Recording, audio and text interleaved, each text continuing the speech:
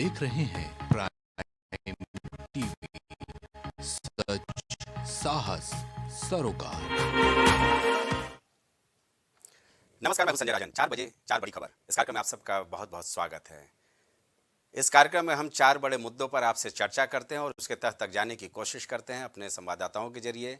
पहली खबर हम ले रहे हैं यूसीसी यूनिफॉर्म सिविल कोड के बारे में। उत्तराखंड के मुख्यमंत्री पुष्कर सिंह धामी आज यूनिफॉर्म सिविल कोड को विधानसभा सदन में पेश कर दिया है।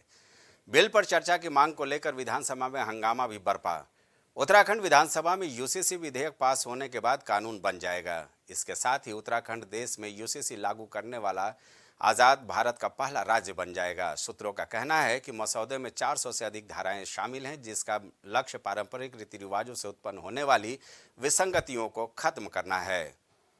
निश्चित तौर पर एक ऐतिहासिक दिन है उत्तराखंड के लिए। देश का पहला ऐसा राज्य बना है जहां पर आप यूसीसी को लागू किया गया है और ऐसे में पुष्कर सिंह धामी भी अपना इतिहास में नाम दर्ज कर चुके हैं। आज विधानसभा में इसे सदन पटल पर रखा गया है। हालांकि तमाम ऐसे संस्थाएं हैं, चाहे मुस्लिम पर्सनल लॉ की बोर्ड की बात की जाए या फिर तमाम ऐसे सियासी दल हैं, चाहे वो कांग्रेस हो, समाजवादी पार्टी हो, तमाम लोग इसके विरोध में भी हैं। यानी प्रतिक्रियाएं दोनों तरह की हैं, सत्ता पक्ष से भी और विपक्ष से भी।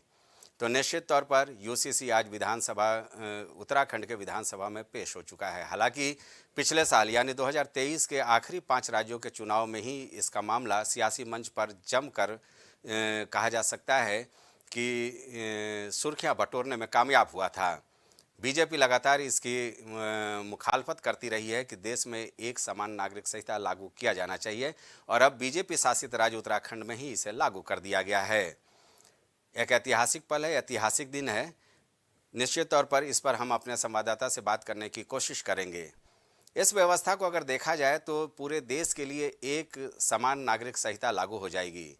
इसमें चाहे हिंदू हो, मुस्लिम हो, सिख हो, ईसाई हो, सबके लिए समान नागरिक संहिता उसी तरह से लागू हो जाएगी जैसे देश में समान आपराधिक संहिता लागू है। हमारे साथ हमारे जो समाचार संपादक है गौरव श्रीवास्तव इस मामले पर जुड़ेंगे और उनसे हम जानने की कोशिश करेंगे कि आखिर क्या माना जाए। वक्त को लेकर सवाल आ रहा है कि ये ऐसा वक्त है जब लोकसभा चुनाव का आगाज होने वाला है और ऐसे में उत्तराखंड से ये विधेयक पेश किया गया है। जी गौरव जी, आवाज़ पहुंच रही है आप तक? बिल्कुल पहुंच रही है। देखिए सुनील जी संजय जी, आपको बता दूं कि यहाँ पर जो व्यवस्थाएं हैं, वो व्यवस्था यहाँ पर है। जब उत्तराखंड में चुनाव थे उस समय भी बीजेपी जब एजेंडा लेके आई थी तो उन्होंने अपने जो मैनिफेस्टो था उसमें कहा था कि यहाँ पर हम यूसीसी यानी यूनिफॉर्म सिविल कोड लेकर आएंगे जब हमारी सरकार बनेगी। और शायद यहाँ पर सरकार बनने के बाद उसी व्यवस्था पर आगे चल रहे हैं। अगर हम समान नागरिक संहिता की बात करें तो अगर देश की बात करें तो गोवा पहला इसका राज्य है जहाँ पर 1861 में जब पुर्तगाली समान नागरिक संहिता लागू हुई थी तब से वो लगातार चली आ रही है। हालांकि जब 1961 में गोवा हमारे देश का अंग बना है उसके बाद उसी नागरिक संहिता को और संशोधित करके लागू कर दिया गया है। तो गुजरात पहले से ऐसा राज्य है जहाँ पर समान नागरिक संहिता चल रही है। अब यहाँ पर उत्तराखंड पहला ऐसा राज्य होगा जहाँ पर पुर्तगाली नागरिक संहिता नहीं बल्कि अब हमारे देश की नागरिक संहिता जो उत्तराखंड राज्य की नागरिक संहिता है वो यहाँ पर लागू होने जा रही है। कहीं ना कहीं यहाँ बिल पेश हो चुका है। हालांकि बिल पे वोटिंग होनी है, चर्चा भी होनी है। विपक्ष पहले से इस पर हंगामा कर रहा है तो कहीं ना कहीं मुद्दा भी अब यहाँ पर राजनीतिक दिशा में गर्म होने वाला है। बिल्कुल गौरव जी, इसमें हमें लगता नहीं है कि किसी भी तरह का विवाद होना चाहिए। देश में समान आपराधिक संहिता लागू है, चाहे वो हिंदू हो, मुस्लिम हो, सिख, ईसाई हो, सबके ऊपर आईपीसी सीआरपीसी की धाराएं लागू हो जाती हैं। लेकिन अगर समान नागरिक संहिता आ जाती है तो प्रधानमंत्री नरेंद्र मोदी ने भी साफ किया था कि एक परिवार में एक कानून, यानी देश अगर पूरा परिवार है तो एक कानून के जरिए उसका संचालन होना चाहिए।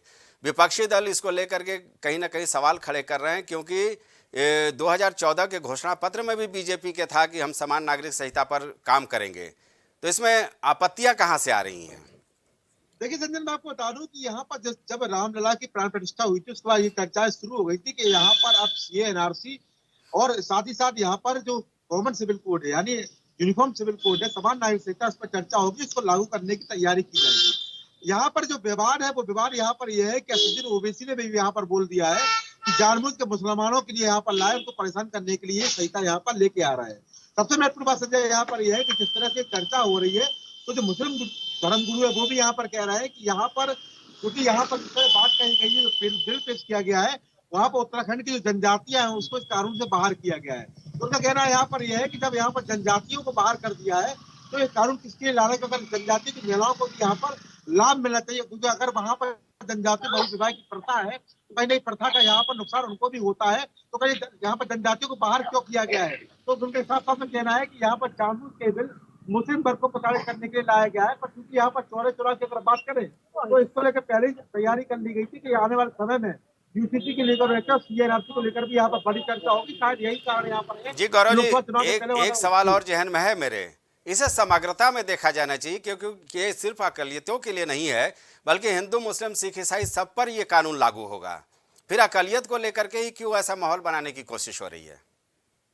अगर हम बात करें संजय, तो यहाँ पर सबसे महत्वपूर्ण बात है कि हिंदू जो मैरिज एक्ट है उसके हिसाब से यहाँ पर शादी एक ही होती है, और यहाँ पर अगर शादी दूसरी आप करते हो तो उससे पहले आपको तलाक लेना पड़ता है, या फिर अगर जो आपकी पत्नी रही हो उसकी मृत्यु होती है तो आप शादी करने के लिए यहाँ पर अर्हता प्राप्त करते हैं। कहीं ना कहीं यहाँ पर जिस तरह से मुस्लिम धर्म में बहुविवाह होते हैं, कई शादियां यहाँ पर होता है, चलन होता है, उस शरीर को यहाँ पर मानते हैं, तो कहीं ना कहीं यहाँ पर देखने वाली बात यह है कि उस व्यवस्था को भी यहाँ पर जब सब धर्म यहाँ पर बांटती जा रही है, तो समान नागरिक संहिता यहाँ पर ला रही है, तो जो जहाँ पर जिन जातियों में या जिस धर्म में यहाँ पर अलग अलग विवाह की व्यवस्था है, चाहे तलाक लेने की बात करें, चाहे गोद लेने की बात करें, चाहे विरासत की बात करें, तो यहाँ पर एक कानून हो जाएगा। तो एक कानून यहाँ पर पहले से कई धर्म फॉलो कर रहा है। अगर हिंदू धर्म की बात करें तो फॉलो कर रहे हैं, पहले से सब पालन कर रहे हैं, और सिख धर्म की बात करें तो वहां पर भी हिंदू मैरिज एक्ट को भी उन्हें हम देखा जाता है, वो उसका पालन करते हैं। पर यहाँ पर जैसे मुस्लिम वर्ग की हम बात करें तो उसको लेकर भी यहाँ पर कुछ दिक्कतें हो सकती है, जिसको लेकर ही यहाँ पर विरोध होना शुरू भी हो गया। तमाम जो नेता है वो यहाँ पर विवाद भरे जो बयान भी दे रहे हैं, वो कह रहे हैं कि यहाँ पर हम देखेंगे कि आने वाले समय में क्या होता है। मसौदा पेश हुआ है,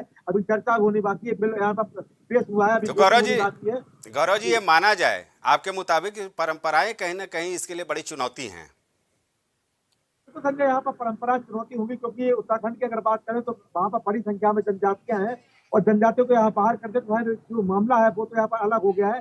पर यहाँ पे विपक्ष यही सवाल उठा रहा है कि अगर आपने वास्तव में महिलाओं को यहाँ पर हक दिलाने के लिए, उनको बेहतर करने के लिए अगर आप ये यूसीसी लेकर आए, तो यहाँ पर जनजातियों को, महिलाओं को आपने क्यों इससे वंचित रखा है? तो आपके यहाँ पर क्या माना कि क्यों आप उनको वंचित रख रहे हैं? उनको उनका हक दिलाने के लिए आप कटिबद्ध क्यों नहीं है? तो उनका कहना यहाँ पर है कि केवल ये बिल केवल जानबूझ के मुस्लिम वर्ग को पसंद करने के लिए है, क्योंकि लोकसभा चुनाव सामने आता है। जी गौरव जी, इस जानकारी के लिए बहुत बहुत शुक्रिया। अब बढ़ते हैं अपने दूसरे अहम एजेंडा की ओर। एमपी के हरदा में मगरदा रोड पर मौजूदा बैरागढ़ रेहटा नाम की जगह पर पटाखा फैक्ट्री में आग लग गई। मंगलवार सुबह अचानक आग लगने के बाद भयानक विस्फोट हुआ, जिससे आसपास की इमारतें भी हिल गई। बताया जा रहा है कि आसपास के घरों की खासा नुकसान का सामना करना पड़ा है। वहीं हादसे में 6 लोगों की मौत और 60 से ज़्यादा घायल होने की खबर है। ब्लास्ट के बाद आसपास के 60 से ज़्यादा घरों में आग लगने की खबर भी सामने आ रही है। प्रशासन ने 100 से ज़्यादा घर खाली करवा दिए हैं। अभी तक क्षेत्र में अफरा तफरी का माहौल बना हुआ है। हरदा जिले के एम्बुलेंस कम पड़ने पर नर्मदापुरम और खंडवा से भी एम्बुलेंस हरदा के लिए रवाना की गई। वहीं भोपाल और इंदौर में इलाज के लिए तैयार रहने के निर्देश दिए गए हैं। पूर्व मुख्यमंत्री शिवराज सिंह चौहान हरदा हादसे पर दुख जताया है। दूसरी ओर मुख्यमंत्री डॉक्टर मोहन यादव ने हरदा ब्लास्ट को लेकर आपात बैठक बुलाई और अधिकारियों को हरदा रवाना होने के निर्देश दिए। सीएम का कहना है कि गृह सचिव को मामले की जांच के निर्देश दिए गए हैं। जो भी दोषी पाया जाएगा उस पर सख्त कार्रवाई की जाएगी। लोकसभा चुनाव के लिए कांग्रेस भी अपने तैयारियों को धार देती दिखाई दे रही है। पार्टी कार्यालय पर एक के बाद एक बड़ी बैठकों का आयोजन किया जा रहा है, जिससे यूपी में कांग्रेस की बंजर जमीन पर वोटों की फसल उगाई जा सके। इसी क्रम में कांग्रेस कार्यालय में आज फिर बैठक बुलाई गई। बैठक का नेतृत्व प्रदेश प्रभारी अविनाश पांडे कर रहे हैं। इस बैठक में अविनाश पांडे, अजय राय समेत तमाम बड़े नेता शामिल हुए हैं।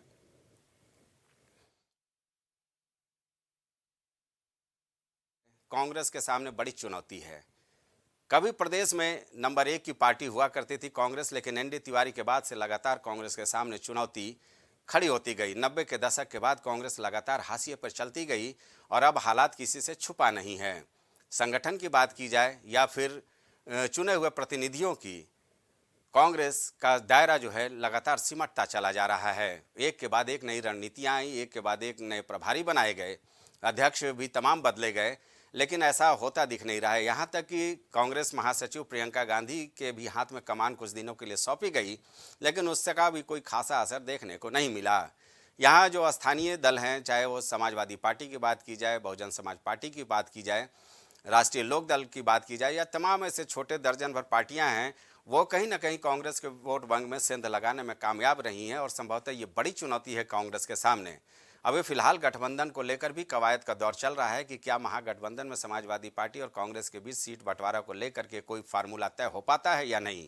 इन सब के बीच कांग्रेस लगातार मंथन के दौर से गुजर रही है, लेकिन मेरा साफ तौर पर यह मानना है कि जब तक संगठन स्तर पर मजबूती नहीं आएगी, सियासी जंग भारतीय जनता पार्टी सरीखे कदावर दल से नहीं लड़ा जा सकता है। ऐसे में कहीं ना कहीं कांग्रेस को किसी के साथ की आवश्यकता है। बताया तो ये भी जा रहा है कि बहुजन समाज पार्टी से भी कांग्रेस के मेल मुलाकात का दौर जारी है और कोशिश ये भी की जा रही है कि अगर समाजवादी पार्टी की ओर से झटका मिलता है तो कहीं ना कहीं बीएसपी का दामन थामा जाए और उसको साथ लेकर के मिशन 2024 के सियासी समर में कांग्रेस उतर सके। कांग्रेस कार्यालय पर लगातार बैठक का दौर चल रहा है। अविनाश जी जो उत्तर प्रदेश के नए प्रभारी हैं, कांग्रेस महासचिव हैं, वो फिलहाल पिछले एक हफ्ते से लगातार लखनऊ में डटे हुए हैं और एक एक कर संगठन के लोगों से बैठक कर रहे हैं, बातचीत कर रहे हैं। राहुल गांधी के न्याय यात्रा को लेकर के भी बैठक का सिलसिला जारी है। इसके अलावा तमाम तरह के कार्यक्रम जो आने वाले दिनों में कांग्रेस को करने हैं, मिशन 2024 के मद्देनज़र उसको लेकर के मंथन और मंत्रणा का दौर जारी है। प्रदेश कांग्रेस कार्यालय में निश्चित तौर पर बैठकों का दौर जारी है। परिणाम क्या आता है ये तो देखने वाली बात होगी, लेकिन ये कहा जा सकता है कि कांग्रेस के सामने चुनौतियां बड़ी हैं। कांग्रेस तमाम तरह के परीक्षण कर चुकी है। राहुल गांधी और अखिलेश यादव साझा प्रेस कॉन्फ्रेंस करते भी सूबे में देखे गए। अलग अलग चुनाव के दौर में मायावती के साथ बबुआ और बुआ का जो रिश्ता बना वो भी काफ़ी सुर्खियों में रहा और एक बार फिर कांग्रेस के सामने ये बड़ी चुनौती है कि क्या समाजवादी पार्टी उनके मन मुताबिक उनको सीटें शेयर करने को तैयार होते हैं या नहीं। सीट शेयरिंग को लेकर के क्या कुछ फार्मूला बनता है। इन सब के बीच तमाम तरह के कयासों का दौर जारी है और जो सत्ता पक्ष है यानी भारतीय जनता पार्टी वो लगातार कांग्रेस की नीतियों पर हमलावर है। तो कुल मिलाकर ये कहा जा सकता है कि ये बैठकों का दौर है। बैठक के बाद क्या कुछ परिणाम निकलता है, हालांकि हमने तमाम बैठक देखे हैं कांग्रेस कार्यालय में होते हुए और वहाँ से बैठ करके हुंकार भरते हुए, लेकिन सड़क पर आते आते मामला टाइम टाइम फिस होता हुआ नज़र आता है। तो कांग्रेस के सामने इन चुनौतियों को सामना करने के लिए रणनीति बनाने की नई जो कमान सौंपी गई है वो उत्तर प्रदेश कांग्रेस प्रभारी अविनाश जी को दिया गया है। इस खबर पर हम विस्तार से बात करने के लिए चलेंगे अपने स्थानीय संपादक दिवाकर त्रिपाठी के पास। जी दिवाकर, कांग्रेस के सामने चुनौतियां कम होने का नाम नहीं ले रही हैं। समाजवादी पार्टी के साथ सीट शेयरिंग को लेकर अभी कोई फार्मूला तय नहीं हो पाया है। इन बैठकों का क्या परिणाम निकलेगा? बिल्कुल, देखिए चुनाव है तो जाहिर सी बात है कि संजय जी बैठकें तो हर पार्टी करती है और कहीं कहीं रणनीति बनाती है। आज अविनाश पांडे जो कि राष्ट्रीय महासचिव भी कांग्रेस के और उत्तर प्रदेश का उनको प्रभारी बनाया गया है, कोऑर्डिनेटर, वो तो जाहिर सी बात है कि कहीं कहीं बैठक करेंगे और बैठक में ही ये तय किया जाएगा कि आगे क्या रणनीति है। लेकिन इसके अलग अगर इससे इतर देखा जाए तो कांग्रेस सामने चुनौतियों की कमी नहीं है। कांग्रेस में सिर्फ यही नहीं कि उनको बीजेपी से निपटना है या एनडीए से निपटना है या उनको अपने सहयोगी दलों से निपटना है। कांग्रेस सामने सबसे बड़ी चुनौती है कि उनको अपनी पार्टी में ही निपटना है। पहले पार्टी के जो लोग हैं जिनमें अंतर्द्वंद चल रहा है, मतभेद चल रहा है, मनभेद चल रहा है, उससे निपटना है। आज फिलहाल जो अविनाश पांडे बैठक कर रहे हैं वो बैठक सिर्फ पार्टी के बड़े पदाधिकारियों के साथ नहीं बल्कि हर फ्रंटल संगठन के साथ बैठक कर रहे हैं। युवा मोर्चा के साथ भी बैठक कर, जो उनकी युवा विंग है उसके साथ भी बैठक कर रहे हैं। एनएसयूआई जिसको कहते हैं, वो जो कोर कमेटी के लोग हैं उत्तर प्रदेश के, उनके साथ बैठक कर रहे हैं। उनके साथ जो प्रदेश अध्यक्ष है वो भी बैठक में शामिल है। दिवाकर, लेकिन मेरा एक सवाल है कि कांग्रेस में लगातार बैठकों का सिलसिला आपने भी देखा है, हमने भी देखा है। प्रियंका गांधी तक यहाँ पर आई, कांग्रेस कार्यालय को सजाया संवारा गया, माना यह गया कि प्रियंका गांधी लगातार अब प्रदेश कांग्रेस कमेटी कार्यालय में नजर आएंगी। राहुल गांधी को लेकर के भी तमाम तैयारियां की गई, लेकिन ऐसा लगता है कि चुनावी माहौल में ही कांग्रेस की सक्रियता देखने को मिलती है, उसके बाद फिर मामला सब सिफर साबित होता है। बिल्कुल, देखिए जाहिर सी बात है, जब विधानसभा चुनाव में 2022 के प्रियंका गांधी को उत्तर प्रदेश कमान सौंपी गई थी और प्रियंका गांधी ने जितनी तेजी दिखाई थी, कांग्रेस ने जितनी तेजी दिखाई थी, उससे तो यही लग रहा था कि अब प्रियंका गांधी भले ही 2022 के चुनाव उनको हार मिली हो, सिर्फ महज 2 सीटों से ही कहीं कहीं उनको इत्मीनान करना पड़ा हो, लेकिन इतना था कि प्रियंका गांधी लगातार सक्रिय रहेंगे, उत्तर प्रदेश में आती रहेंगे। लेकिन पिछले कई महीनों से आपने देखा होगा कि प्रियंका गांधी उत्तर प्रदेश में नजर नहीं आई, यानी कि कार्यालय में नजर नहीं आई। दूसरा क्या है कि उन्होंने जो प्रभारी का पद था वो भी कहीं कहीं छोड़ दिया, यानी कि उत्तर प्रदेश से अपने आप को अलग कर दिया है। लेकिन अभी भी एक चीज देखने को मिले, भले प्रियंका गांधी का चेहरा, प्रियंका गांधी का शरीर जो है वो ना दिखाई दे रहा हो कांग्रेस कार्यालय में, जी लेकिन उनकी नेम प्लेट जो है वो भी दिखाई दे रही है। देखिए बैठक की आज हम बात करें तो बैठक का दौर देखिए हर पार्टी करती है, कांग्रेस भी कहीं कहीं कोशिश में है कि लोकसभा चुनाव में जो उसके पास महज एक सीट रायबरेली की बची है, कम से कम वो तो बची रहे। हालांकि जो उनका इंडिया गठबंधन है उसमें भी कहीं कहीं दरारें दिखाई दे रही हैं, समाजवादी पार्टी से भी उनकी बात बनती हुई दिखाई नहीं दे रही, जबकि अन्य दल जो उनका साथ छोड़ के उनके जो एक छत के नीचे सभी दलों को लाए थे, 28 दलों को, वही एनडीए में शामिल हो गए हैं। तो जाहिर बात है कि चुनौती तो है, लेकिन एक चीज मैं कहना चाहूंगा यहाँ पे कि अंतर्द्वंद की बात मैंने इसलिए की क्योंकि अभी जी आपने देखा होगा कि प्रियंका गांधी भी राष्ट्रीय महासचिव, अविनाश पांडे जिनको के राष्ट्रीय महासचिव भी यूपी कमान दी गई है, दोनों लोग महासचिव हैं। और पहली बार ऐसा हुआ कांग्रेस कार्यालय में दो दो नेम प्लेटें महासचिवों को दिखाई दी है, दो जी दो अलग है। दिवाकर, भले निश्चित तौर प्रियंका पर गांधी बिल्ली के आती गले में घंटी कौन बांधे भाई। प्रियंका गांधी के बारे में सब लोग जानते हैं, उनका नेम प्लेट हटाएगा कौन, ये तो लाख टके का सवाल है। लेकिन आपको लगता है वाकई भीतरघात और भटकाव के दौर से कांग्रेस गुजर रही है? ऐसे में अगर इन बैठकों का सिलसिला जारी भी रहता है तो क्या आने वाले दिनों में कोई फायदा नजर आएगा? बिल्कुल, देखिए बैठकों का दौर आप जारी रखिए, बैठकें चाहे जितनी कर लीजिए, लेकिन जब आपके सिपह सालार जो है वही आपके साथ नहीं होते हुए दिखाई देंगे, उन्हीं के बीच में मतभेद, यानी कि जो आपके सिपाही हैं जो कि आपके सियासी रणभूमि में उतरेंगे, जब वही आपस में एक दूसरे पर तलवारें तानते हुए नजर आएंगे तो आप विरोधियों से कैसे लड़ेंगे। सबसे बड़ी समस्या कांग्रेस की यही है। कांग्रेस के अंदर इतना ज्यादा द्वंद्व आपसी चल रहा है कि एक दूसरे को नीचा दिखाना, एक दूसरे को पैर खींचना। जब इससे ही आप नहीं उबर पाएंगे तो आप कैसे एनडीए जैसे मजबूत गठबंधन को कैसे मार देंगे। तो इस पे भी कहीं की रणनीति बनानी पड़ेगी। आज जो बैठक चल रही है तो ये कहा जा रहा है कि इस बैठक में उन मतभेदों को भी दूर करने की कोशिश जो है वो अविनाश पांडे करेंगे, लेकिन वो दूर कितना हो पा रहे हैं ये तो वक्त ही बताएगा। लेकिन इतना मैं आपको एक बात बताना चाहता हूं कि जी कांग्रेस के कुछ लोग हैं जिनका नाम नहीं लूंगा, लेकिन उनका साफ तौर पे कहना है कि कांग्रेस आगे तब तक नहीं बढ़ सकती है जब तक कुछ ऐसे नाम है जो प्रियंका के इर्द गिर्द हैं, जो राहुल के इर्द गिर्द है, अगर वो नहीं किनारे किए जाएंगे तब तक कांग्रेस आगे नहीं बढ़ सकती। उत्तर प्रदेश में तो कांग्रेस जमीन पहले ही खो चुकी है। अगर उन लोगों को अलग नहीं किया गया, उन भीतर घातियों को से जुदा नहीं हुई कांग्रेस, तो कहीं कहीं ये स्थिति जो एक सीट है वो भी अगली बार नहीं मिलेगी। जी, एक वक्त हुआ करता था दिवाकर, कांग्रेस के फ्रंटल संगठन की बात कर ली जाए, चाहे एनएसयूआई की बात कर ली जाए या फिर यूथ कांग्रेस की बात कर ली जाए, कांग्रेस सेवा दल की बात कर ली जाए,